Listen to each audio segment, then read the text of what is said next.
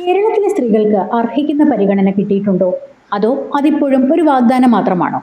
നാരീശക്തി വാക്കിലല്ല പ്രവൃത്തിയിൽ കാണിച്ച സർക്കാരാണ് മോദി സർക്കാർ. വനിതാക്ഷേമം BJP സർക്കാരിന് ഒരു ഓപ്ഷനല്ല, മറിച്ച് അത് യാതൊരു വിട്ടുവീഴ്ചയും ഇല്ലാത്ത ഒരു മുൻഗണനാ വിഷയമാണ്.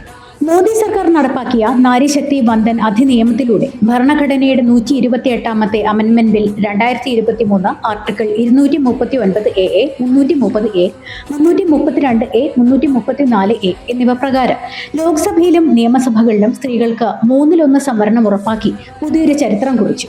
ജോലി ചെയ്യുന്ന അമ്മമാരുടെയും അവരുടെ കുഞ്ഞുങ്ങളുടെയും ആരോഗ്യവും ക്ഷേമവും മുൻനിർത്തിയെടുത്ത വലിയ ചുവടുവയ്പ്പാണ് പ്രസവാവധി 12 ആഴ്ചയിൽ നിന്ന് 26 ആഴ്ചയാക്കി വർദ്ധിപ്പിച്ചത്. പ്രധാനമന്ത്രി മാതൃവന്ദന യോജനയിലൂടെ 10 ലക്ഷം അമ്മമാർക്ക് 444.1 കോടി രൂപയുടെ സഹായം ലഭ്യമാക്കിയത് നരേന്ദ്രമോദി സർക്കാരാണ്. ഇതെല്ലാം കാണുമ്പോൾ ഒരു ചോദ്യം സ്വാഭാവികമാണല്ലേ? ഇത്തരമൊരു കരുതലും വികസനവും കേരളത്തിന് വേണ്ടതല്ലേ?